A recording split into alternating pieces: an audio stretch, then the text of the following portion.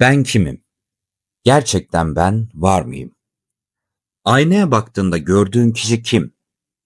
Göz bebeklerinin ardında gizlenen o ben gerçekten sen misin? Yoksa her şey beyninin yarattığı bir illüzyon mu? Bu bölümde benlik kavramını sorguluyoruz. Felsefeden yapay zekaya, bilinçten kimliğe kadar uzanan bir yolculuk bu.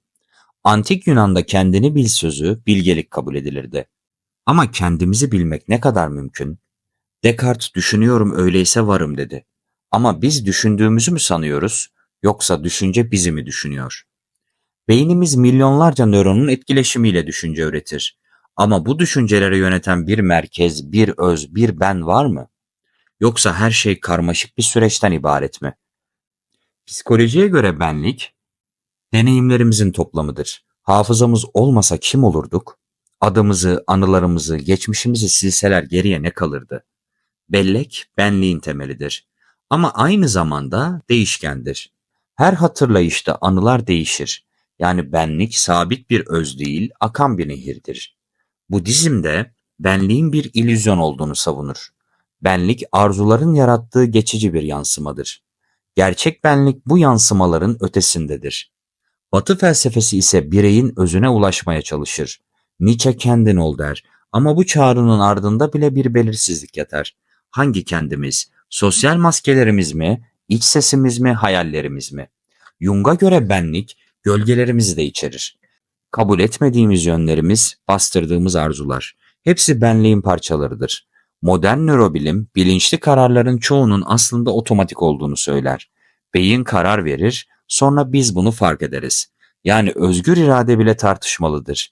Peki o halde kim karar veriyor? Ben dediğimiz şey nerede başlar, nerede biter?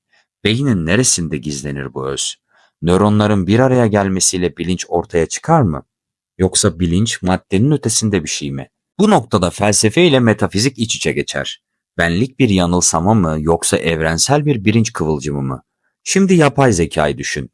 Bilgi işleyebilir, konuşabilir, hatta duyguları taklit edebilir. Ama gerçekten hissedebilir mi? Benlik duygusu geliştirilebilir mi? Yapay zeka bizim benliğimizi yansıtabilir ama hissedemez. Çünkü deneyim yoksa benlik de yoktur. Deneyim öznel bir içsellik gerektirir. Bunu ölçmek imkansızdır. Bilinç dışarıdan gözlemlenemez, ancak içeriden yaşanır. Dolayısıyla ben kimim sorusu, bilimsel bir sorudan çok varoluşsal bir sorudur. Çünkü bu soru insanın sınırlarını aşar. Her birey bu soruya farklı cevaplar verir ve her cevap yeni bir soru doğurur. Kimliklerimiz ne kadar bize ait? Ailemizin, toplumun, genetiğin etkisi ne kadar büyük? Gerçekten özgür müyüz yoksa sadece programlanmış mıyız? Bilinç çevremizin ürünü mü yoksa içsel bir kıvılcım mı? Sence doğduğun an kimdin? Ya şimdi kim olduğunu sanıyorsun? Zaman içinde değiştiysen o zaman benliğin sabit olabilir mi? Yoksa her ben bir anlık tanım mı? Benlik değişken, çok katmanlı, belki de sonsuzdur. Kimine göre ben Tanrı'nın suretidir. Kimine göre rastgele atomların birleşimi. Her iki görüşte aynı soruyu doğurur. Ben gerçekten var mıyım? Bu bir inanç meselesi değil, bir arayıştır. Çünkü benliği anlamak kendini tanımaktır ve kendini tanımak dünyayı anlamaktır. Benliğin sınırları algılarla belirlenir. Gözümüzün görebildiği, kulağımızın duyabildiği kadar varız. Ama bu bilinç bu sınırların dışına taşar. Hayal kurar, geçmişe döner, geleceğe gider. Bu zamanlar arası yolculuk benliğin bir özelliğidir. Bilinç sadece şimdiyle sınırlı değildir. Benlik geçmişi ve geleceği içine alan bir hikayedir. Kendimize anlattığımız bir masal. Ama bu masal bazen acı, bazen umut doludur. Peki sen hangi masalda yaşıyorsun? Kendini hangi hikayede tanımlıyorsun? Çünkü ben bir anlatıdır ve bu anlatıyı her gün yeniden yazıyoruz. Hafızamız, inançlarımız, ilişkilerimiz hepsi bu anlatının parçaları. Benlik geçmişle geleceği birleştiren bir köprüdür ve bu köprüyü yalnızca biz geçebiliriz.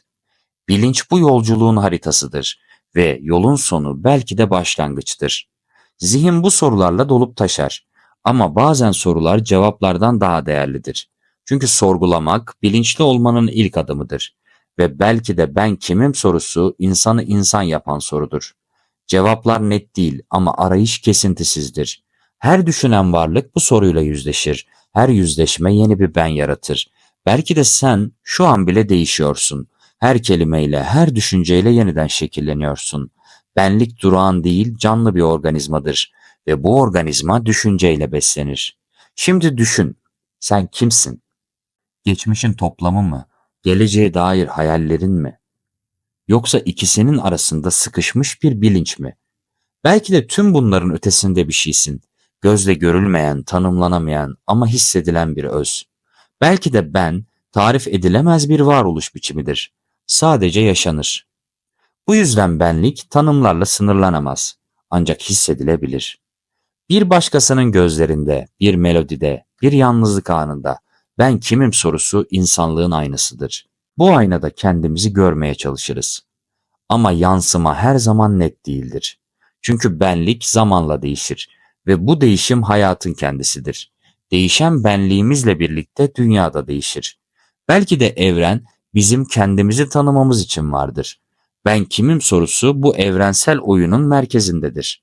Şimdi bu soruyu bir kere daha sor kendine ama bu kez cevap arama. Sadece hisset.